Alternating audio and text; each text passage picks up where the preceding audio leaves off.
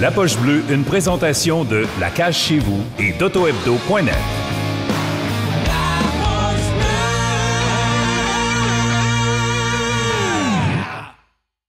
Jean-Sébastien Lacombe, première fois, je vous écoute live. Habituellement, je vous écoute en rediffusion. Alors, prête ma première live avec vous. Merci d'être là. Vous faites ma journée, les gars. Salut, Kim Jean-Sébastien. Saint-Pierre, salut, comment ça va? Salut Maxime, salut Salut, Guillaume, ça va? Kim. Oui, ça va super bien. Merci d'être avec nous ce soir. Bien, très Ben ça me apprécié. fait plaisir, merci de l'invitation. On va avoir bien du fun. On a bien hâte. On a bien des questions. Je pense que j'en parlais dans l'introduction avant de t'accueillir, là, comment la philosophie puis la place des femmes est en train de prendre. Premièrement, félicitations pour ton rôle que tu joues à RDS. Tu fais un très bon travail. C'est le fun d'avoir vos opinions. Il y a toi, il y a Manon Réaume qui ont rentré comme femme. Nous, on a rentré Elisabeth avec Mélodie Daou. C'est le fun, la place des femmes. Donc, bravo. Ah, t'as un gros berger allemand ou... C'est un golden, justement, j'avais fermé Il les a l'air rideaux fâché. pour pas que ça se passe. À cette heure-là, c'est la marche, hein, avec le couvre-feu. C'est drôle parce que ça a l'air d'être un problème de gardien de but, parce que Marc-André Fleury aussi, il a eu le même problème en entrevue. C'est chien, j'appelle. À cette heure, avec l'expérience, c'est ça, de RDS, puis d'abord bravo à vous deux aussi pour TVA Sport. Là. C'est super le fun de vous regarder et d'entendre vos perspectives de joueurs de hockey. Mais ouais, je m'étais bien préparée. J'espère qu'il n'y aura pas trop de passants là, pour que mon chien se manifeste. C'est pas grave, pas grave. Ben, pas de problème, c'est la beauté d'un podcast, ça fait partie de ça. Puis même à cette heure, c'est la réalité pareil. Hein? On est à la maison, puis on fait chaud souvent de la maison, fait que ça se peut qu'on se fasse pogner. Comment justement, on parle qu'on est tout à la maison, comment se passe cette année spéciale-là? On vient de fêter le premier anniversaire de la pandémie, puis du changement de tout le monde. Comment ça se passe de votre côté? Ben, ça a été quand même un beau défi. J'ai deux garçons de 5, ben là, il est rendu à 7 et 9 ans. Alors, c'est sûr que c'est deux garçons qui aiment bouger. Puis, je pense que pour nous, on n'a jamais passé autant de temps dehors en famille. Donc, ça a été d'être créatif dans tout ça, d'essayer de bouger aussi avec les enfants versus juste les envoyer dehors. Fait que je pense que c'était tellement un beau moment aussi pour les parents de devenir vraiment des modèles pour leurs jeunes, puis de dire, regarde, moi aussi, je vais bouger, puis l'activité physique est tellement importante. Donc, nous autres, on allait marcher à tous les soirs, puis sortir le vélo, puis les rollerblades, puis on a commencé le golf. Fait que ça nous a donné des opportunités à notre famille de découvrir des choses que peut-être dans la vie normale, on n'aurait jamais fait. Donc, c'est sûr que par moment, pour tout le monde, c'était difficile d'être souvent à la maison, d'être coupé, surtout dans notre monde du hockey, d'être coupé du monde social, de notre côté social. Et puis, à un moment donné, le virtuel devient quand même... au début, c'était le fun. On organise des Zooms, mais même tout le travail qui est sur le virtuel. Donc, ça a quand même apporté beaucoup de défis. Mais je pense que ça nous a tous rendus un peu plus forts, plus créatifs. Et puis, grâce aux enfants, je pense que c'est ça qui nous a aidés. Là. Parce qu'à part RDS, c'est quoi ton oui, maman à temps plein, mais aussi, t'as-tu d'autres tâches? C'est quoi tes autres tâches que tu fais? Oui, je travaille depuis presque 5 ans maintenant pour le programme Box. C'est un super programme d'activité physique pour les enfants dans les écoles. Okay. En fait, moi, mon territoire, c'est toutes les écoles du Québec. On a presque 2600, oh my God, on a presque 2600 écoles qui participent au pays. Alors moi, mon rôle, c'est vraiment de promouvoir l'activité physique, même de faire bouger les enfants dans les écoles. Donc, en temps normal, je visite beaucoup les écoles. Là, on a tout fait ça en Zoom. Et maintenant, je m'occupe tout des partnerships aussi. Donc, c'est un organisme à but non lucratif supporté par Reebok et l'Agence de la santé publique. Wow. Et on offre plein de ressources pour faire bouger les enfants en classe, dehors, au gymnase, soit de 10 minutes à 1 heure en termes de minutes d'activité physique. Donc, moi, j'ai grandi là-dedans. C'est ma vie, le sport, l'activité physique. Donc, d'avoir eu la chance, quand j'ai pris ma retraite du hockey, de trouver ce programme-là, ça a été vraiment une façon maintenant de partager ma passion avec les jeunes, puis de leur dire que oui, on ne veut pas toujours aspirer peut-être à la Ligue nationale ou aux Olympiques, mais je suis sûr que vous l'avez vécu aussi, que le sport nous apporte tellement. Donc, c'est ça que je veux leur faire découvrir. Et puis, la jeunesse d'aujourd'hui, avec toutes les télévisions, les téléphones, les iPads, les iPods, ça, c'est... ils font face à ce défi-là de se déconnecter. T'sais, nous, on allait jouer dehors, c'était ça notre vie. Donc, j'essaie de refaire découvrir ça là, à travers le programme Box, là, BOKS. S. Même les familles, maintenant, avec le COVID, on a adapté vraiment notre travail pour rendre ça accessible à toutes les familles. Donc, on a des courses à obstacles, des calendriers de mise en forme. On en a tellement créé. Puis même au mois de mai, là, on a créé un programme de course. Fait que les enfants veulent essayer de courir un 2 km ou un 5 km. On a créé un programme. Ça, c'est pour les enfants de l'école primaire et secondaire. Donc, je fais ça à temps plein. Là, puis, c'est un travail qui me passionne vraiment beaucoup. Wow. En ce moment, ça doit être... comment ça se passe avec la pandémie, tout ça, justement? C'est sûr qu'il y a beaucoup de gens qui veulent que les sports reviennent, puis les enfants, puis tout ça. Puis c'est quoi ta position là-dessus? Parce que si tu veux pousser l'activité physique, on s'entend que cette année, c'est difficile. Je pense que j'enrageais à chaque fois qu'on voyait qu'il n'y avait aucune évolution. Je me rangeais derrière Enrico Ciccone là, au niveau du gouvernement pour dire ça n'a aucun bon sens qu'on ait le droit d'aller magasiner puis qu'on ne peut pas laisser 5 ou 6 ou 8 enfants jouer sur une grande patinoire. Donc, l'offre était seulement au privé. C'était dispendieux. Je l'ai faite à quelques occasions avec la famille, mais ça devient que, ça faisait 1 an, donc on en mettait de l'argent, puis je trouvais ça un peu... en tout cas, à l'encontre de tout ce qu'on prônait de la santé mentale, que oui, il faut aller bouger, mais je pense que ça n'a peut-être pas été fait de la bonne façon. Je sais que c'est la santé publique, c'est important, il faut la respecter, mais j'aurais espéré un retour au jeu beaucoup plus hâtif, puis d'y aller progressivement, c'est sûr, en ayant moins de joueurs ou de joueuses sur la glace.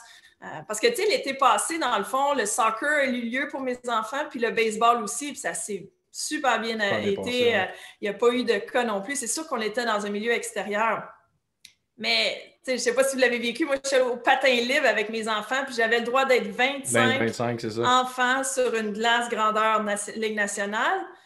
Mais 25 enfants de différentes familles, versus dire, OK, peut-être qu'on pourrait mettre une équipe de hockey sur la glace. Tout dans le milieu scolaire, vu que moi, je travaille beaucoup avec le milieu scolaire, pour les enfants du secondaire, ça a été difficile. Là, on se souvient, à cet âge-là, nous, le hockey, le sport faisait partie de notre vie. Fait que d'avoir coupé là, une grande partie de la vie des ados, le côté social, le côté dépassement de soi. Puis, quand tu vas à l'école et tu fais partie de ton équipe, ça te motive à être meilleur à l'école aussi, puis tu as des meilleurs résultats. Donc, je sais que ça a été vraiment difficile pour plusieurs groupes d'âge. Et puis, j'espère que là, ça va vraiment s'ouvrir et puis que ça va bien se passer aussi, parce que c'est sûr que la santé de tout le monde, c'est ça qui est primordial. Mais d'un autre côté, je pense que ce groupe d'âge-là aurait peut-être pu avoir plus d'attention. Le site Internet, c'est bien boxkid.ca, c'est ça? Oui, c'est ça. Exact. Fait on a mis le lien sur le chat là, de toutes nos plateformes. Fait que sur les gens qui veulent aller voir, connaître un peu le programme avec Reebok, la santé publique, comme tu disais. Donc, toutes les choses que vous pouvez apprendre un peu ce que Kim fait dans la vie. Donc, allez connectez-vous là-dessus puis allez voir ça. C'était super, c'est super. C'est vraiment intéressant comme programme. Puis justement, en parlant de sport puis de jeunesse, ces choses-là, parce que tu sais, aujourd'hui, je regarde en 2020-2021, on dirait que pour une fille, il y a plus d'ouverture ou il y a plus j'ai une opportunité plus grande.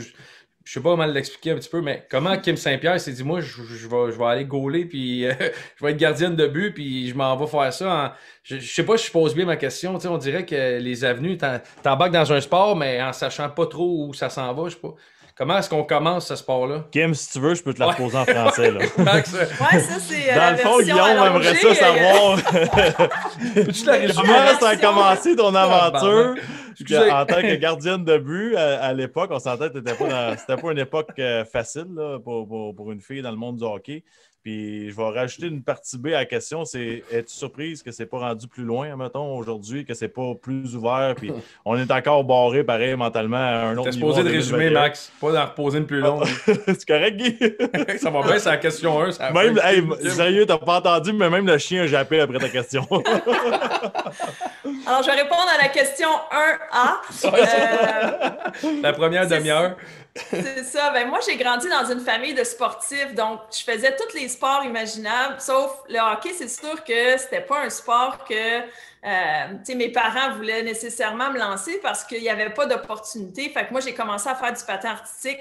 Mais j'ai 2 frères, puis j'ai un père aussi qui a été repêché par les Rangers de New York. Il s'est jamais rendu à la Ligue nationale, mais c'est un joueur de hockey. Il a joué avec Yvon Lambert, Marcel Dionne. Il était dans ces années-là. Donc, la passion du hockey était là. On regardait le hockey le samedi soir.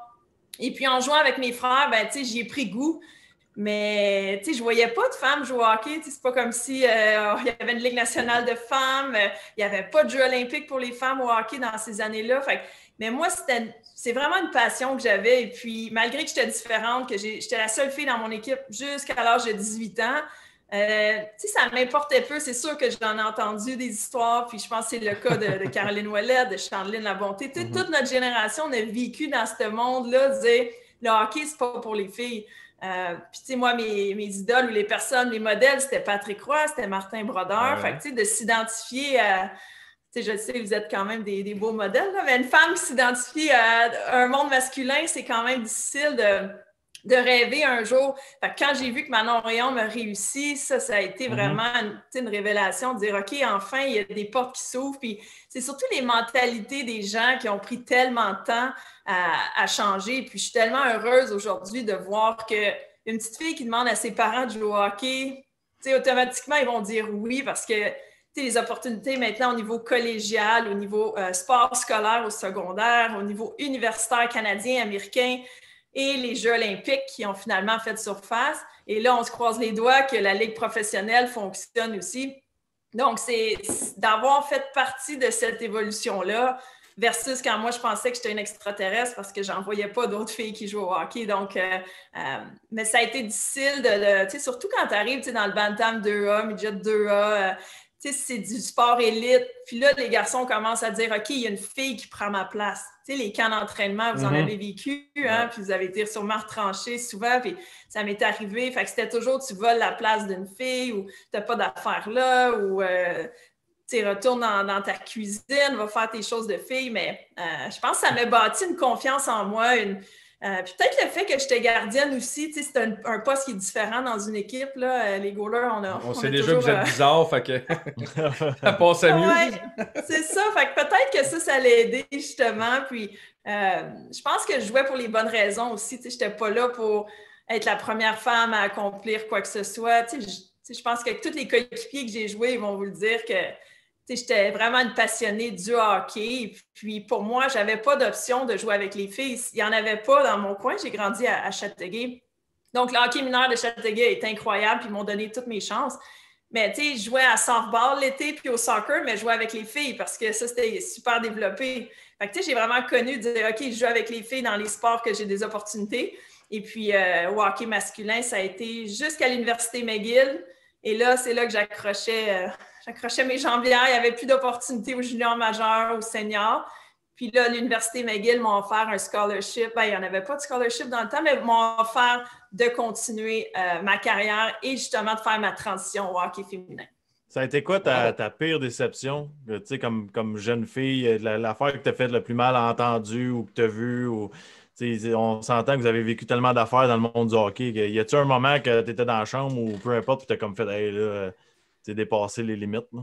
Mais je dois avouer que le groupe, parce qu'on joue 2 ans dans chaque catégorie, fait que le groupe avec qui je me suis retrouvée, c'est comme devenu mes frères. Puis tu sais, le fait que mes 2 frères aussi, moi je suis dans le milieu, là, Carl le plus jeune puis Yann le plus vieux. Tu sais, on dirait que j'ai grandi dans un milieu où je le savais un peu c'était quoi les discussions, ou que je prenais pas tout vraiment personnel. À un moment donné, j'ai réussi à bloquer, puis tu sais, c'est devenu comme une motivation pour moi.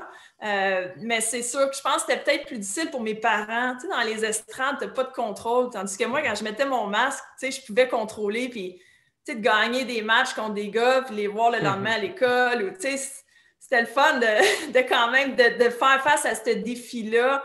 Mais tu sais, il fallait toujours que j'aie l'impression d'être parfaite. Tu sais. Mettons, dans les camps d'entraînement, ben, on dirait que si j'étais égale à un garçon, c'était pas assez. Tu sais, il fallait vraiment tu sais, en donner davantage. Puis, tu sais, je pense que les entraîneurs, peut-être, ne savaient peut-être pas comment gérer ça non plus. C'était quelque chose qu'ils ne connaissaient pas ou qu'ils n'avaient pas vu. Donc, mais je dirais que ma plus grande déception, ma première déception au hockey, c'est quand j'ai essayé de jouer au hockey avec les filles. C'est ça qui est bizarre parce qu'à l'âge de 14 ans, là, je me suis rendu compte qu'il y avait d'autres filles qui jouaient. Puis, j'ai eu l'opportunité d'aller faire le camp d'entraînement pour l'équipe du Québec. J'étais comme, my God, je vais voir d'autres filles qui jouent au hockey. J'arrive là, confiante. Tu sais, je jouais sûrement dans le Bantam 2A avec les gars. Et là, je me suis fait retrancher. Fait que là, je me demandais un peu ce qui se passait, mais j'avais de la misère peut-être à transitionner du hockey des gars au hockey des filles. Mais ça m'est arrivé pendant 4 années consécutives, que j'arrivais là-bas, puis qu'on me dit que je n'étais pas assez bonne pour jouer au hockey féminin. Ça ne marchait pas chez les gars, je n'avais pas été repêchée, puis là, chez les filles, ça ne fonctionnait pas non plus. Donc, c'est ça qui a été dur pendant autant d'années, de ne pas réussir à faire partie des meilleures joueuses au Québec pour, après ça, atteindre le niveau national. Parce qu'en 90, c'est là qu'il y a eu lieu le premier championnat mondial chez les femmes. Fait que là, ça m'a comme ouvert une porte. Mais d'un autre côté, elle se fermait aussi vite. Donc, ça a été vraiment beaucoup de découragement puis de déception. C'est pas que je n'étais pas assez bonne. Tu sais, des fois, hein, les coachs, ils ont quelque chose en tête où tu ne réussis pas à les convaincre. Mais ça a été ma première grande déception au hockey. Mais c'est quoi le déclic? Tu dis, je me faisais couper pendant 4 ans à l'équipe Québec, puis je fais l'équipe nationale 3 ans après. Il y a eu un déclic, il y a eu quelque chose qui fait en sorte qu'il y a eu une transition? Bien, parfois, c'est ça. Je pense que ça prend une personne qui croit en toi. Puis, moi, d'abord, c'est le scout de l'Université McGill qui est venu me voir un match à Châteauguay un dimanche soir. Puis, c'est ça, j'étais à quelques semaines de finir ma carrière de hockey. Et je ne sais pas comment il a entendu parler de moi, mais il dit « Kim, tu veux-tu venir jouer à l'université? » Puis j'étais super contente, malgré que je ne parlais pas anglais. Aucun de mes amis du cégep s'en allait à McGill. Il n'y avait aucun point positif, sauf que j'avais une chance de jouer encore 4 ou 5 ans au hockey. Et surtout, quand il me dit que c'est pour jouer avec les filles, moi, je ne pouvais pas jouer avec les filles. Fait que là, je dis « Il n'y a rien qui fonctionne dans cette histoire-là. » Mais je pense que parfois, il faut aller à l'encontre de tout ça, puis dire « OK, j'y vais, puis on verra ce qui va se passer. » Puis dès que j'ai choisi d'aller à l'Université McGill, la personne qui a cru en moi, c'est Daniel Sauvageau qui m'a appelé. Puis je pense parce que je ne coûtais pas très cher, le camp avait lieu de l'équipe nationale à l'Aréna Maurice Richard. Puis dans le fond, la question de timing, c'est que Manon Rhéaume est enceinte cette année-là suite aux Olympiques de Nagano. Alors, tu sais, des fois, tout le chemin s'ouvre devant moi. Fait qu'en l'espace de 3-4 mois, j'avais un camp avec l'équipe nationale sans faire partie de l'équipe du Québec. Et puis là, j'ai saisi ma chance. Tu sais, c'est un calibre qui se ressemblait beaucoup au hockey masculin. Puis j'ai donné tout ce que j'avais. Fait que ma première année avec l'équipe nationale, j'ai réussi à faire partie de l'alignement. Wow, c'est malade, ça. Couper à l'équipe Québec, t'as fait l'équipe nationale, c'est malade, ça. Caractère. C'est vraiment malade, ça. Je connaissais pas. C'est ça, je dis souvent aux jeunes qu'il n'y a pas un chemin parfait. Puis j'ai dit, tout athlète de la Ligue nationale ou athlète olympique ou homme ou femme d'affaires, tu sais, quand on se rend au top, on dirait que ça a toujours eu l'air facile puis parfait, mais tu sais, chaque personne, on a toute notre histoire qui est jamais parfaite, en fait. Donc, ces journées-là, justement, première journée du camp d'entraînement, que tu t'en vas à Maurice Richard avec ton sac sur l'épaule, c'est quoi qui te passe par la tête? C'est quoi tu te dis? C'est quoi les émotions? Ah, ben, tu te sens vraiment bizarre. Puis au moins, il y avait Caroline Ouellette qui m'a rassurée parce que dans le fond, on jouait avec l'équipe du Québec ensemble à la fastball. Fait que l'été, on s'était rencontrés là, puis je savais qu'elle jouait au hockey. Fait que là, j'étais arrivée là, j'étais collée sur elle, puis là, premier tour de glace, je me souviens, elle dit « Oh my God, c'est France Saint-Louis! » Là, je dis « C'est qui France Saint-Louis? » Là, elle continue « Oh, c'est Danielle Goyette! » Tu sais, c'était toutes les pionnières, dans le fond, au Québec. Moi, j'étais comme « C'est qui Danielle Goyette? » Tu sais, ça n'a pas été long que j'ai appris c'était qui ces grandes joueuses-là. Donc, quand ça a passé ça, c'est ça? Quand ça a passé ça, c'était qui? T'entendais les poteaux en arrière? Ou... c'est ça, ouais. Non, mais c'est, tu sais, d'être accueilli par les Québécoises comme ça, de l'équipe nationale, déjà, c'était quelque chose d'impressionnant. Puis, tu sais, de savoir que Daniel Sauvageau, qui était dans le coaching staff, tu sais, m'avait offert cette chance-là sans vraiment me connaître. Tu sais, elle avait juste entendu parler de moi. Donc, c'est sûr que je ne voulais pas la décevoir. Puis là, je savais que c'était ma dernière chance. Et là, j'ai eu un bon camp. Fait qu'après ça, tu es invité à la Coupe des Trois Nations. Et là, ça avait bien été. Puis après ça, j'ai réussi à percer l'alignement pour jouer un vrai match dans l'équipe nationale. Puis suite à cette journée-là, j'ai fait l'équipe nationale jusqu'à ma retraite, dans le fond, en 2012. Wow. Moi, quand on pense, c'est sûr que ça évolue beaucoup le hockey féminin, tout ça, mais ça serait quoi le but ultime? T'sais, on parle souvent qu'on veut plus, puis tout ça, mais ça serait quoi comme ligue? Ça serait quoi ta vision? Combien d'équipes ou juste États-Unis, Canada? Moi, j'aimerais ça voir, ça serait quoi le plan idéal? Montréal, Québec. Oui, ça, c'est sûr, là.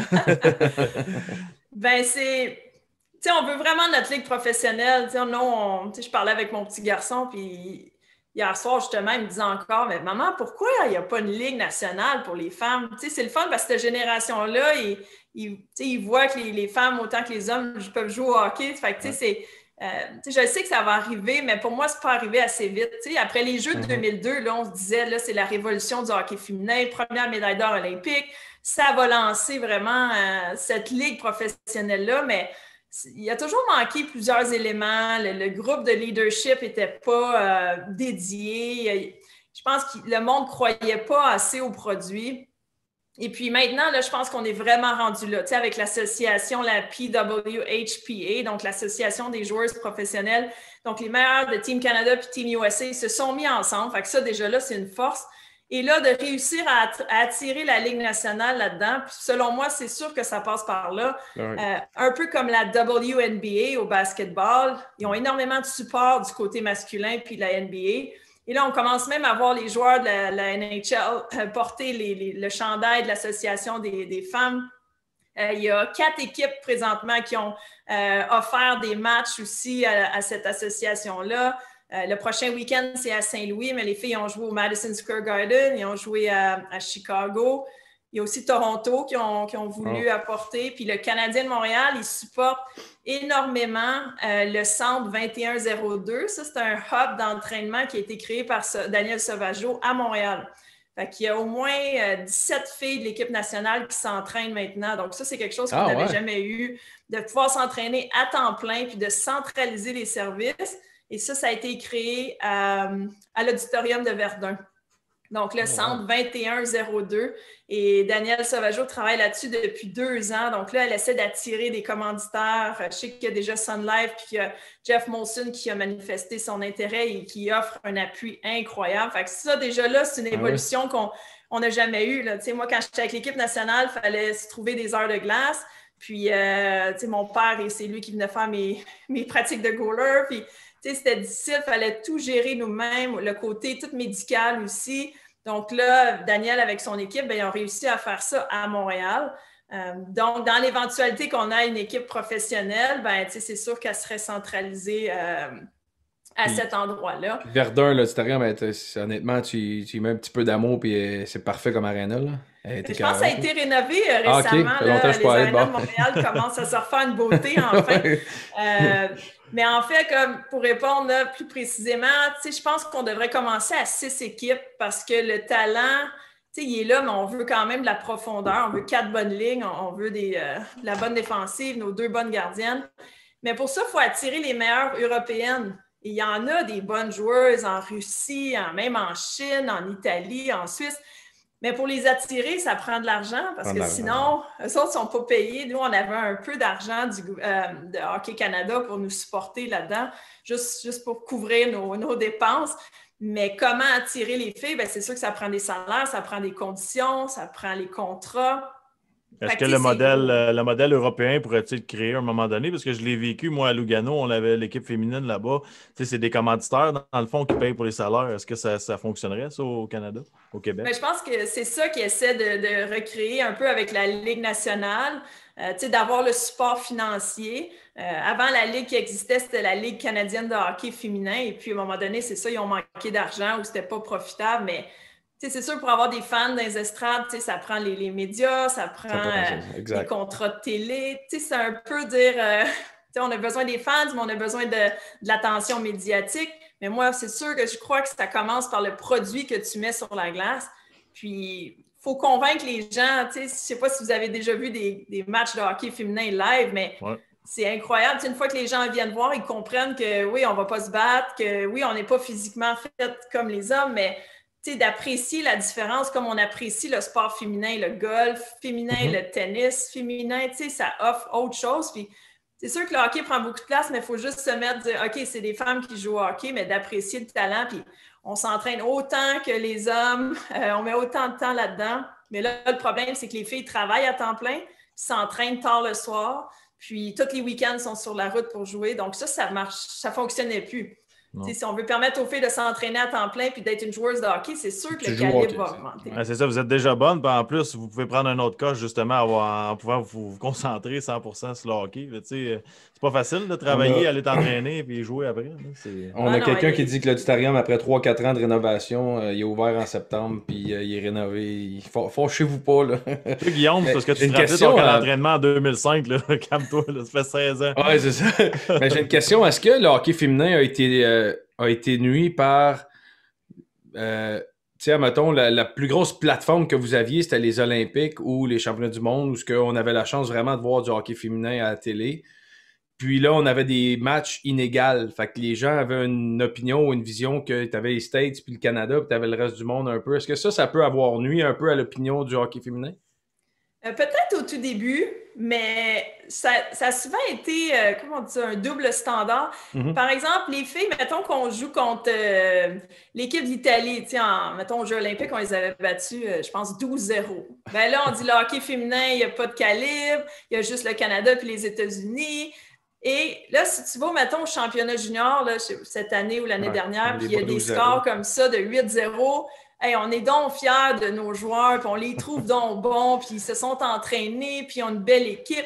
Fait que, tu sais, on n'a jamais eu cette reconnaissance-là versus « Ah, ben c'est trop facile », mais on n'a jamais arrêté de s'entraîner, puis je pense qu'il nous a pas sauvés, mais aidés, c'est la rivalité avec les Américaines. Je pense que personne se tanne de voir un match Canada-États-Unis, donc... mais c'est sûr que là, la Finlande, mettons, au dernier championnat du monde, a réussi à battre le Canada en semi-finale. Puis c'est sûr qu'on veut voir plus de parité. Mais d'un autre côté, le support financier que nous, on n'a pas, bien, il y en a encore moins dans les pays européens. T'sais, pourquoi la Russie produit autant de joueurs masculins incroyables, mais pourquoi ils ne réussissent pas à développer des femmes dans le hockey quand les ressources sont là, puis... Mais c'est ça, les filles arrivent à 22, 23 ans, puis il n'y a pas d'argent à faire, fait qu'ils passent à autre chose, puis ils se trouvent une carrière, puis c'est tout à fait normal parce qu'il faut penser à notre avenir. Donc ça, c'est un peu ça le regret de dire pourquoi les autres pays ne réussissent pas, mais je pense que tranquillement, la mentalité en Europe est en train de changer. Puis si on réussit à avoir notre ligue qui commencerait peut-être juste à 6 équipes, justement, bien, d'attirer les meilleures européennes, et puis par la suite, bien, les jeunes filles, mettons, en Finlande, voudraient un jour peut-être autant que les Européens rêvent à la Ligue nationale, ça serait une opportunité incroyable. Mais je comprends la Ligue nationale aussi, c'est gros, tu ne veux pas manquer ton coup. Puis en plus, avec la COVID, je pense que là, ça a retardé un peu les discussions, puis l'argent qui était disponible aussi. Mais le leadership qui est en place, l'idée par Jayna Hefford, avec qui j'ai joué toutes mes années avec l'équipe nationale, Marie-Philippe Poulain, Karel Aymar du Québec, il y a beaucoup de filles qui s'en occupent, plus les Américaines. Je pense que c'est vraiment dans la bonne direction, surtout avec l'appui de la Ligue nationale. Ça serait qui la personne numéro 1 pour aller au bat, admettons, puis dire on change les affaires? C'est qui? Auriez-vous quelqu'un en tête? Ou... Bien, tu sais, je parle souvent de Danielle Sauvageau, mais elle a toujours eu sa vision. Elle, depuis même 2002, elle avait une vision de ligue professionnelle. Puis, on dirait que Hockey Canada, il n'a jamais donné assez d'espace ou de recognition, tu sais, de dire vas-y, Daniel, tu sais, même encore là, avec son centre d'entraînement, là, c'est la seule qui a réussi à faire entraîner 17 filles qui sont prêtes presque à faire l'équipe nationale. Il y en a peut-être au moins 15 qui vont faire l'équipe du championnat du monde qui a lieu au mois de mai. Puis, tu sais, ils ne s'informaient même pas comment ça va les pratiques. Puis, mais tu as quand même là, le 3/4 de l'équipe que tu entraînes puis que tu supervises. Puis, tu sais, même là, avec la PWHPA, en tout cas, moi, je trouve qu'elle devrait davantage être impliquée parce que ça fait des années qu'elle gravite dans ce milieu-là. Elle a une vision, elle a des bonnes idées. Mais, tu sais, c'est ça, je pense qu'il faut s'entourer des bonnes personnes. Là, on dirait qu'il y a un petit groupe qui est à la tête de ça. Puis, tu sais, même moi aussi, c'est sûr, j'aimerais ça m'impliquer à un certain moment donné aussi parce que c'est un de mes rêves de voir une ligue professionnelle. Donc, mais je pense que Daniel pourrait beaucoup, beaucoup apporter à ce projet-là. Espérons que le message va aller aux personnes qui peuvent aider puis qui peuvent appuyer puis au Québec puis ailleurs au Canada parce que je suis d'accord avec toi, c'est important. Puis justement, si on revient un peu plus à à ton histoire puis ce que tu as vécu. Tu sais, on revient à Équipe Canada, tu fais la première fois, tu fais l'équipe, blablabla. Mais comment ça se passe, première fois qu'on gagne les Olympiques? Tu sais, honnêtement, vous êtes deux qui sont allés aux Olympiques. Là. Il y a juste moi qui est le mouton noir, là, mais comment ça se passe? C'est quoi l'émotion, le feeling? Ça doit toi, être... tu patinais à Verdun, Guy, t'étais trop occupé. Ah, c'est pour ça. Dans le temps qu'il repeinturait, là. Ouais. J'étais dans les Renault. Ouais, c'est ça. Non, mais c'est l'accomplissement d'un rêve. Surtout les premiers. Tu sais, moi, j'étais une grande sportive, autant tu sais, au soccer, tous les sports d'été que je faisais, tous les sports d'hiver. Fait que je rêvais d'aller aux Olympiques. Fait que tu sais, quand tu réussis à t'y rendre, puis en plus de gagner une médaille d'or, et tu sais, quelle année ça a été. Avant chaque Olympique, dans le fond, ils centralisent l'équipe. Parce que sinon, tout le monde va à l'école ou tout le monde travaille. Fait que c'est plus difficile, on se voit à temps partiel. Mais l'année olympique, c'est la seule fois où pendant 8 mois, on laisse nos vies de côté puis on vit du hockey, un peu comme vous l'avez vécu. Fait que c'est tellement des mois incroyables pour nous de juste penser au hockey. Puis cette année-là, en préparation pour 2002, on avait joué 8 matchs contre les Américaines et on avait perdu les 8 matchs. Alors, tu sais, c'était une année assez difficile, mais les Américains, eux autres, s'étaient centralisés, je pense, 6 à 7 mois avant nous. Fait qu'ils étaient vraiment plus avancés. Leur power play était incroyable, ils scoraient tout le temps. Puis, on a joué dans plein d'arénas de la Ligue nationale. C'était le fun cette année-là, en 2001, mais on a perdu tous nos matchs. Alors, on s'est présenté à Salt Lake City, aux États-Unis, devant leur foule. Et je ne sais pas si vous vous souvenez du match, mais on avait eu 13 punitions contre nous, dont 8 consécutives. Ça a été vraiment de l'adversité la plus totale. Fait que de réussir, on a gagné ce match-là 3-2 devant leurs partisans. Donc, de gagner une première médaille d'or pour le Canada en hockey féminin. Ce qu'on a vécu, cette équipe-là, c'était dur à décrire comment on a réussi à garder le contrôle, autant le coaching staff que les joueurs, de réussir à vaincre les power plays des Américaines. Tu sais, notre confiance grandissait, puis on a scoré le premier but. Fait que ça nous a comme tellement aidé. Et puis, finir ça 3-2 devant leurs partisans. Donc, on a reçu la médaille. C'était un accomplissement d'une vie là, de rêve de petite fille à athlète accompli. Puis, quand tu fais ça devant autant d'adversité, ben, ça rend ça vraiment plus mémorable. Ouais, c'est des maudits bonnes games. J'étais allé, moi, justement, quand j'étais allé aux Olympiques, c'était Canada-États-Unis, puis à la fin de la game, je sacrais après les... C'est qui, les sœurs, la douceur aux États-Unis? L'amoureux! L'amoureux, hey, j'étais en train de péter les plombs, là. Hey, ils sont picasseurs, ils sont fatigantes. Ouais, il y a beaucoup d'Américaines fatigantes, puis picasteuses, mais... J'ai remarqué ça. J'avais pas d'amis, moi. Une fois, j'ai eu une amie, une Américaine, c'est Julie Chu, ça a été ma seule amie, puis j'étais pas capable. Elle était à Concordia, hein, c'est ça? Oui, là, elle est entraîneur là-bas à Concordia, donc ça a été ma seule amie, mais c'est une rivalité tellement incroyable. Là. Même les matchs hors concours, là, surtout en tant que gardienne, on ne pouvait pas toutes les jouer, là, c'était toujours un après l'autre. Donc, chaque match se préparait comme si c'était le match de ta vie, il fallait que tu gagnes. Là, c'est vraiment intense. Puis, je suis certaine qu'encore aujourd'hui, la rivalité est aussi intense, malgré le fait qu'il y a beaucoup d'opportunités maintenant pour aller à l'université aux États-Unis puis jouer au hockey dans la NCAA. Fait que les filles se côtoient davantage, mais au tout début, là, il y avait le Canada et les États-Unis. Maintenant, il y a beaucoup plus d'amitiés qui se sont créées entre les filles, mais ça reste que la rivalité est... Je pense qu'elle est toujours aussi intense. Là, c'est probablement ça qui va faire grandir le projet, par exemple, c'est que les filles vont communiquer ensemble un peu plus, j'imagine. C'est une chose d'être séparés puis rivales, mais j'imagine que vous n'aviez pas grand meeting à l'époque Canada-États-Unis pour parler du futur de la Ligue, mettons. Non, mais c'est ça, notre intérêt il est très commun. C'est ça l'avenir du hockey féminin. Fait que de voir que les deux forces se sont jointes pour le bien-être du sport. Puis, qui a décidé d'arrêter de jouer, dans le fond, là, les filles ont mis leur carrière sur la glace parce qu'il y a une ligue qui existe aux États-Unis, elle s'appelle la NWHL. Donc, cette ligue-là, elle a continué à jouer, puis les filles auraient eu des opportunités d'aller là, mais c'est pas la bonne formule, donc ils ont décidé de boycotter, donc dire, OK, pendant 1 an, on ne jouera pas au hockey, puis on met notre avenir là, sur la glace, fait que c'était difficile pour eux, mais enfin, pour elles, mais je suis tellement contente de voir que là, ça l'ouvre, puis qu'il y a de l'intérêt, puis même les matchs, mettons, du Madison Square Garden ou United Center, ils étaient présentés à Sportsnet, puis c'était tout le broadcasting qui venait alentour de ça. Donc, déjà là, je me dis, OK, ils ont fait vraiment un grand pas et tout ce que les réseaux sociaux, ça a pu générer. Mais je pense que c'est dans la lancée, comme on en discutait au début, du sport féminin, des femmes dans les médias, des femmes qui occupent des hauts postes de direction aussi, au football, au baseball. Fait je me dis enfin, là, parce que c'est toutes des filles qui ont de l'expertise, mais des fois, ça prend du monde pour leur donner une chance, puis de bien les entourer, autant que, par exemple, un Dominique Ducharme, un entraîneur qui n'a pas beaucoup d'expérience dans la Ligue nationale, il est bien entouré, puis on lui donne sa chance. Mais j'ai hâte de voir la première femme qui va être dans un coaching staff de la Ligue nationale. On en parlait de ça justement la semaine passée. Est-ce que tu considères, parce qu'on ne le voit pas vraiment là, à l'interne comment ça fonctionne, mais tu trouves-tu que les filles, ils foncent assez pour, comme on dit, donner ton CV, là, mais les filles, appelles-tu les équipes de la Ligue nationale? Ils veulent-tu, comme, ils sont-tu confiants de dire je veux être assistant coach, je veux être goalie coach, je veux être dans le management, ou on est encore rendu qu'une certaine distance entre les deux côtés? Bien là, je pense qu'il doit en avoir davantage parce que, comme je disais, quand je jouais au hockey, je ne voyais pas les petites filles, mais là, les petites filles qui voient les Olympiques, qui voient les championnats du monde, là, ils peuvent s'imaginer. Même chose, qu'on voit, par exemple, Émilie Castonguay, qui est agente d'Alexis Lafrenière, puis qui se démarque tellement bien dans ce milieu-là.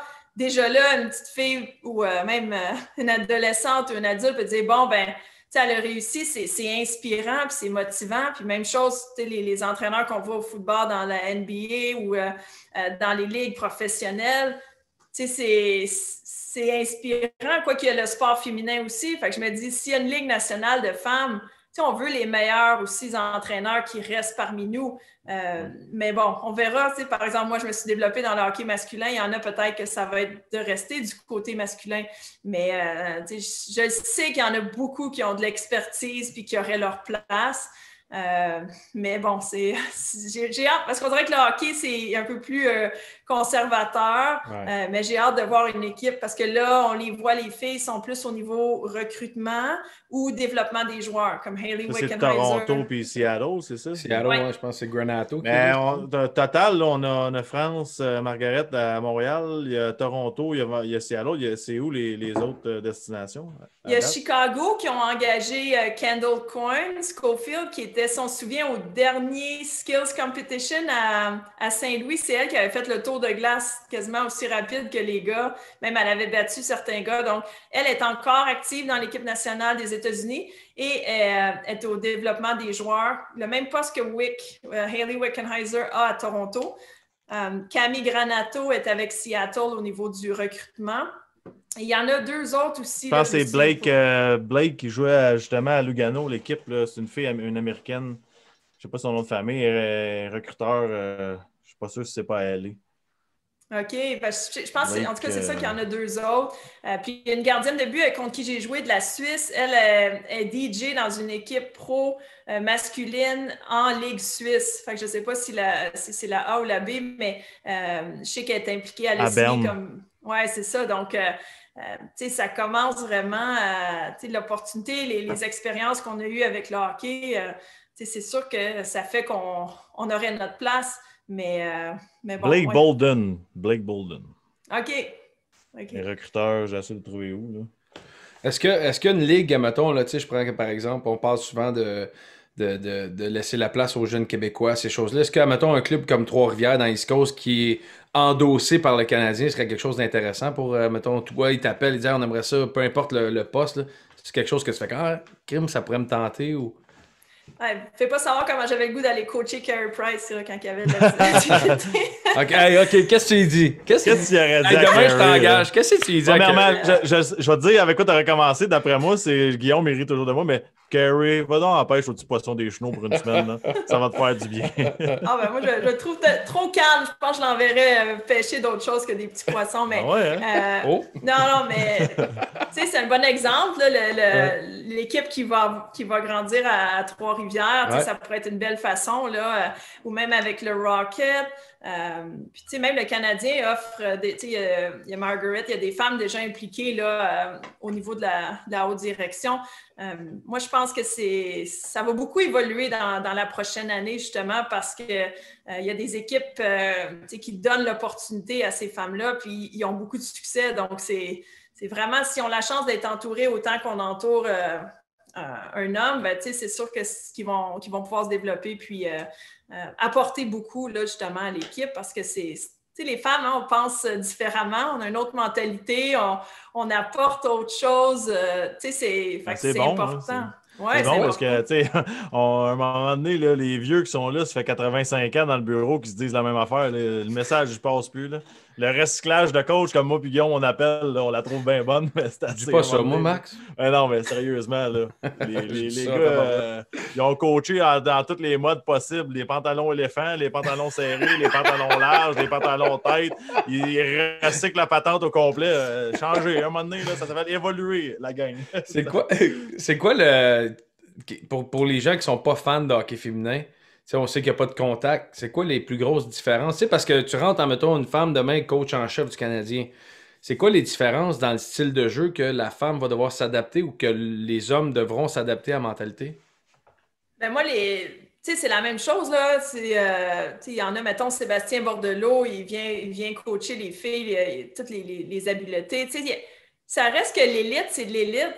Tu coaches une femme pareil comme tu vas coacher les hommes. Fait que, si tu mets une femme à la tête du Canadien ou du Rocket, c'est coacher du hockey. Là. Les règlements sont les mêmes. C'est pour ça que les gens se disent, bon, ben, les filles, c'est quoi?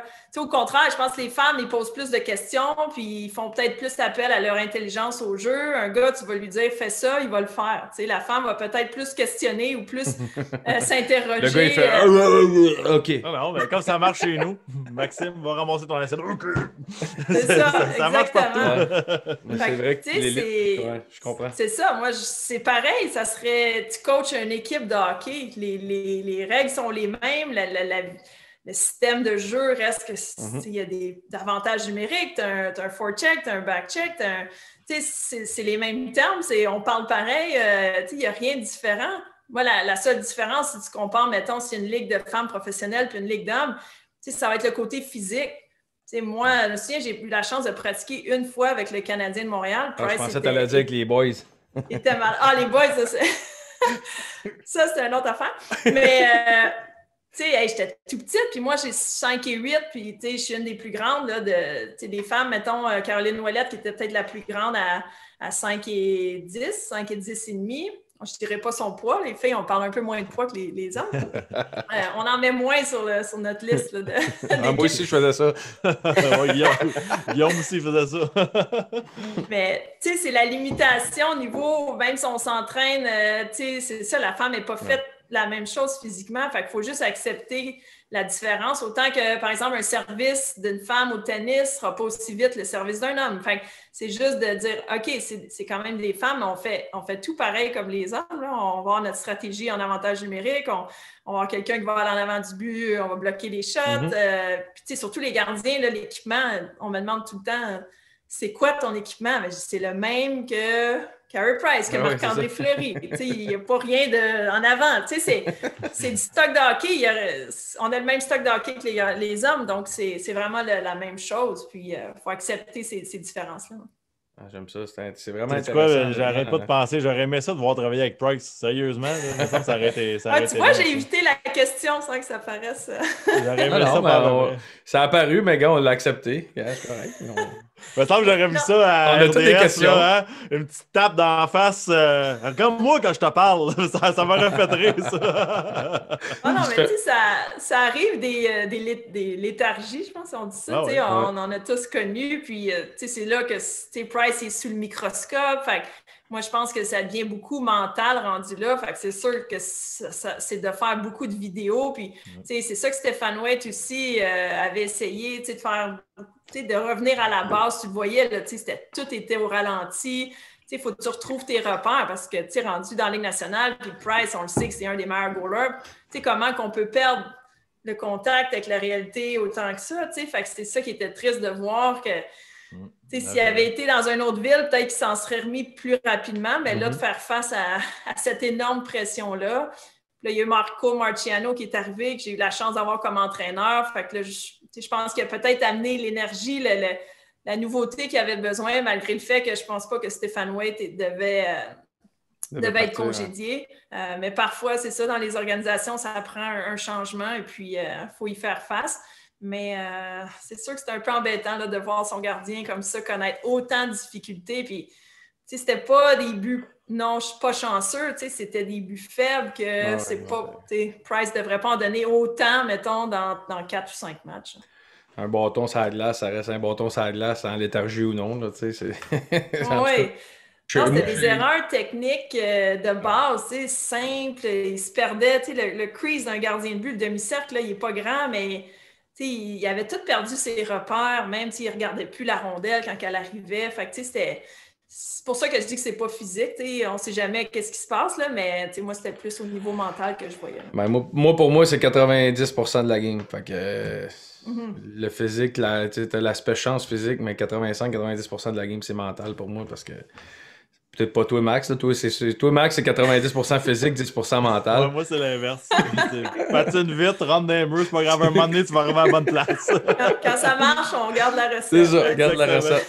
Là, moi, attends, Guillaume, là, on a parlé d'adversité et tout ça, puis il y a quelqu'un qui a eu de l'adversité, une invitée qu'on a eue il y a une couple de mois. Je veux que tu nous parles du premier souper de Marie-Philippe Poulin. Parce que là, ça aurait l'air qu'elle aurait fait son premier souper devant les spectateurs. Puis t'en étais une. Est-ce que vous l'a raconté ou... Non. Ben, en fait, comme je le disais, à chaque centralisation, donc à chaque Olympique, on se rencontre pendant 8 mois. Puis c'est le fun parce qu'on a la chance de choisir avec qui on veut habiter. Donc, c'est nous qui louons nos maisons. On s'arrange. Je viens de comprendre, excuse-moi, parce que j'ai demandé à Mélodie Daou, as-tu quelque chose sur Kim? Puis elle m'a dit, parle-y de la centralisation avec Marie-Philippe Poulin. Là, je viens de comprendre que ça même. Guillaume, il pensait que c'était des face-off au centre. Excuse-moi. Ah, ouais. Non, c'est ça. Je pensais que c'était une affaire mentale, genre, excuse-moi. Non, la centralisation, c'est ça. Toutes les filles, habituellement, on est 30 filles, puis à la fin, on tombe à 21. Fait qu'à travers ces 8 mois-là, il y a des coupures. Donc, tu sais, quand tu arrives là, tu veux être avec des personnes que tu te sens bien, tu veux louer une belle maison parce que c'est ça, c'est ta vie. Tu passes 8 mois là avec. Fait que tu veux être avec des teammates que tu aimes parce que c'est pas toujours nos meilleurs amis. Alors, pour cette année-là, il y avait moi, Charline Labonté, Caro Ouellette. Et là, Marie-Philippe, elle faisait son entrée, mais elle avait juste 18 ans. Fait que d'abord, l'équipe nationale ne voulait pas qu'elle habite avec nous 3. Pourtant, on est des femmes sages, qui se couchent de bonne heure. Non, sans blague, on n'est pas les plus party. Les femmes au hockey, on ne fait pas le party autant que les hommes. Des fois, mais pas ça. Alors là, il a fallu convaincre Hockey Canada de nous laisser Marie-Philippe Poulin parce que sinon, il fallait qu'elle s'en aille dans une famille. Fait que, imaginez les grosses journées d'entraînement qui commencent à 8 h le matin. Des fois, on finissait à 8 h le soir parce qu'ils nous faisaient faire du yoga, du kickboxing, des matchs. Fait que là, quand tu reviens, tu as le goût d'être bien, d'être avec ta gang parce que c'est tellement dur physiquement et émotionnellement. Puis là, on ne voyait pas Marie-Philippe qui, elle venait de la Beauce. Fait que depuis très longtemps, elle avait déménagé parce qu'elle est allée à Dawson College. Elle avait une grande maturité depuis son tout jeune âge, Marie-Philippe. Fait que, on savait qu'avec nous, elle serait bien. Puis d'abord, on lui a demandé à elle, puis ça lui faisait plaisir. Puis, fait que nous autres, on avait choisi une grande maison pour qu'elle ait sa place. Fait que là, on a réussi à convaincre Team Canada. Fait qu'on a habité ensemble. Ça a été une année tellement incroyable, mais c'est ça. Fallait mettre Marie-Philippe au défi, puis on avait décidé qu'on la laisserait faire le souper. Elle était toujours là pour nous aider, mais elle n'avait jamais vécu cette expérience-là de faire à souper pour tout le monde. On était les 4 ensemble. Fait que là, pendant une journée, en plus, on est partis magasiner, moi, Caro, Charlie. Et là, ça a été la journée, je pense, la plus stressante de Marie-Philippe. Il a fallu qu'elle aille au IGA là-bas. Là, c'était un Sobeys. Elle est allée chercher. Elle a appelé sa mère, je pense, 10 fois. Finalement, elle nous a concocté un repas. Là, c'était le filet mignon avec la patate puis les légumes. Mais je pense qu'elle a travaillé 8 heures pour nous offrir ce souper-là. Puis elle avait chaud, elle était stressée, elle n'était même plus capable de manger. Puis, ça a été comme une expérience tellement drôle. Puis on en a ri souvent du filet mignon à Marie-Philippe. Puis juste de vivre cette expérience-là. Fait qu'à travers cette année olympique-là, il y a des histoires qu'on peut pas trop raconter, mais celle-là, je trouvais qu'on pouvait bien la raconter. Il y a toujours des histoires qui méritent de rester sur mute. C'est bon, c'est correct. Ouais, ça, c'est si vous parlez à Charline, elle aurait une belle histoire si jamais elle vous visite. On prend ça en note. On prend ça en note. C'est une histoire qui se raconte en plus? On va choisir les bons mots peut-être pour la raconter, mais ça vient d'un colis, un package qui a été livré à son nom. Alors, je vous laisse là-dessus. OK, parfait. Il faut que tu nous parles avant de partir Hall of Fame, dans tout ça, de toute la persévérance et tout ce qu'on raconte. Tu te retrouves, tu reçois l'appel. C'est-tu? C'est Lanny McDonald, c'est ça qu'il appelle? C'est ça? Oui, exact? c'est lui.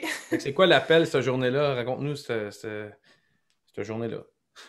Ben, c'est assez spécial parce que... Sérieux, là. Sérieux aujourd'hui. Attends, Kim, si t'as le temps, on va lui donner la chance de la reposer. Je commence à les comprendre, là. Tu sais, je prends les mots et j'y replace. On dirait Méo dans le Villagradon. J'ai compris Hall of Fame, puis raconte-nous. Fait que, tu sais, je vais raconter l'histoire du Hall of Fame, mais c'est tellement spécial parce que tu t'en attends pas. Moi, j'imaginais que les hommes et les femmes qui étaient inducted, ils savaient une journée ou deux d'avance. Fait que moi, la journée, j'entendais ça dans les réseaux sociaux. C'est aujourd'hui qu'on annonce le Hall of Fame. C'était le 24 juin, la journée du Québec. Fait que moi, je travaillais pas. Fait que j'étais avec les enfants. Puis on avait décidé d'aller jouer au golf, d'aller frapper des balles. Et puis, là, à un moment donné, j'ai reçu l'appel, dans le fond, 10 minutes avant que ça sorte sur TSN et RDS et les autres réseaux. Fait que 10 minutes avant, je suis dehors au grand vent, puis là, tu sais, j'ai ce numéro-là, fait que là, j'étais allée me cacher dans l'auto, puis là, « Hi Kim, it's Lanny McDonald calling », fait que là, je suis comme « Ah! » Tu sais, tu manques de... Tu sais, tu t'en attends tellement pas, là, dans 10 minutes, là, tu sais, j'ai mon téléphone, j'ai hâte de voir c'est qui, tu sais, c'est toujours intéressant, puis t'espères juste qu'il y ait d'autres femmes, parce qu'il y a des années qu'il n'y a pas eu de femmes qui faisaient partie des intronisés. Ouais. Fait que là, tu sais, t'entends plus rien, là, t'entends juste la voix de Lanny McDonald, mais tu comprends pas, tu comprends, mais c'est tellement incroyable de recevoir cet honneur-là, tu sais, tu peux jamais, je pense, t'y préparer. Puis c'est sûr que, tu sais, les gens m'en avaient parlé, puis que j'entendais souvent mon nom, mais, tu sais, il y a tellement d'autres femmes aussi qui méritaient la place, puis, fait que, tu sais, je m'attendais vraiment pas à ça, fait que je pense que la surprise a été encore plus grandiose, puis en plus, il m'a dit, t'es la première gardienne de but. Je savais même pas, tu sais, j'avais même pas analysé tout ça. Fait que, tu sais, j'étais encore plus surprise.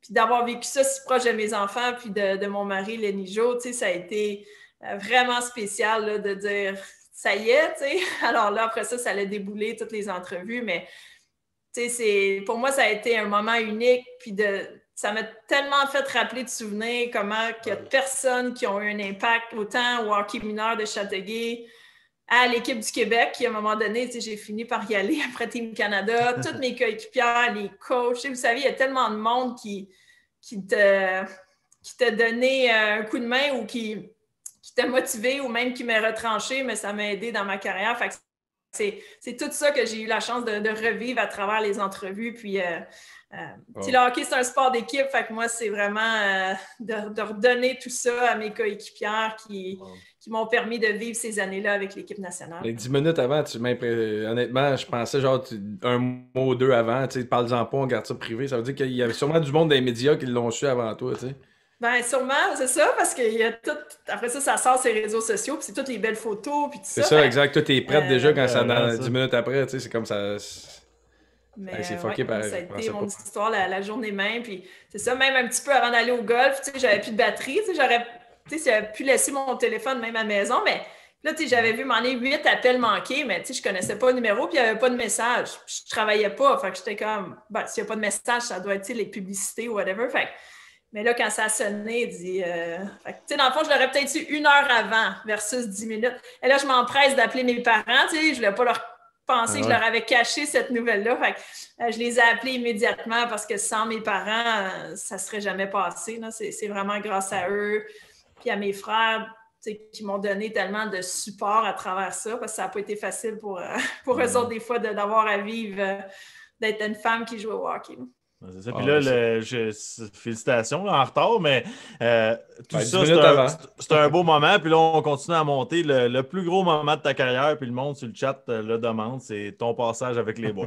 Mais ça a marqué beaucoup de gens. Puis, j'ai donné une entrevue à un jeune qui étudie aux adultes, justement, qui veut se lancer dans les médias. Puis il était passionné par les boys, puis il connaissait toutes les scènes parce que j'ai fait partie de quelques films, mais il y a aussi la série après. Puis souvent, je faisais le goaler adverse. On ne voyait pas que c'était moi, mais parce que dans le fond, mon mari est dans la production des boys avec son père.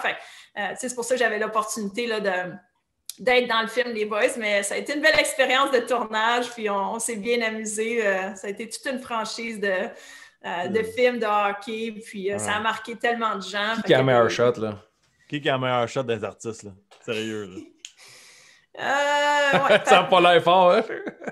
Les gars travaillaient fort, c'était pas évident comme Méo, là, qui avait de la misère à patiner, Rock La Fortune, mais ces gars-là, ils passaient 12 heures dans des patins neufs parce qu'il y avait toujours des commandites différents. Je leur levais mon chapeau, là, vous l'avez vécu, les journées de tournage, de 12 heures de temps pendant, comme le hockey, souvent on filmait ça en nous autres, on vivait sur le banc live pendant la game. C'est vrai que des patins, ça fait mal quand tu bouges pas pendant 12 heures. C'est en running shoe des fois sur le banc. Ouais, des fois, je suis le seul gars qui a joué en running shoe. Ouais, c'est ça. Mais tu sais, Patrick Labbé, que c'est un bon joueur de hockey. Ouais. Puis, il y a eu beaucoup de caméos qui sont venus aussi, quand ils ont joué contre les légendes. On a eu la chance de rencontrer tellement de monde, puis ça a été vraiment une belle aventure. Quand ils ont joué contre l'équipe Canada féminin, c'était cool aussi. Oui, c'est ça. C'est comment pour les femmes, quand ils ont eu l'idée, ça devait être le fun, les filles devaient être contentes? Oui, exactement, parce que dans le fond, j'ai rencontré Lenny quand je suis allée à McGill. Ma première année, Lenny était là aussi, jouait avec les Redmen de McGill. On s'est comme liés d'amitié, puis c'est ça, lui jouait avec l'équipe des gars, moi je jouais avec l'équipe des filles, puis à un moment donné, nous, l'équipe, on était à Montréal, et avec Paul Hood, on avait fait une émission de télévision, le lendemain, à l'école, on s'était croisés, puis là, on avait parlé, lui parlait des boys, moi je parlais d'équipe Canada, ça a été comme notre premier contact, puis par la suite, c'est ça que ça a évolué, puis Richard Goudreau, le producteur des boys, il a toujours été un supporter du hockey féminin. Puis pour lui, c'était vraiment important qu'on ait notre place dans la dynastie des boys. Donc, j'ai eu la chance. Il me dit, OK, on va faire un match de hockey contre les girls de Team Canada. Moi, j'ai réuni, là, c'était toutes des filles de l'équipe du Québec avec qui j'ai joué. On a eu nos chandails. Justement, Daniel Sauvageau était coach. Puis il y avait une actrice qui s'est jointe à nous, mais ce qui est cool, c'est qu'il y a certaines joueuses là, qui ont réussi à avoir des lignes.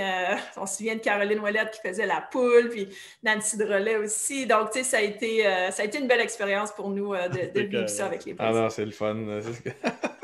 C'est carré. On passe au segment la petite vite. La petite vite, dans le fond, c'est très simple. Là, c'est deux petites questions. Foursome de rêve, c'était la chance de réunir. Peu importe, là, c'est pas obligé d'être au golf si tu joues pas. Tu joues au golf, tu l'as dit. Mais foursome de rêve, tu peux jouer n'importe qui à travers le monde, n'importe quel sport, n'importe qui. Tu choisis 3 personnes pour faire ton foursome. Wow, c'est une bonne celle-là. Tout le monde a de la misère avec celle-là, puis pourtant, nous autres, on la trouvait bien simple. Ouais, c'est ça, nous autres, t'es comme ça brosse après le show avec un McDonald's. Là. Un foursome de. Moi, je choisirais des athlètes professionnels dans d'autres sports, tu sais, comme Serena Williams, connaître sa vision des choses.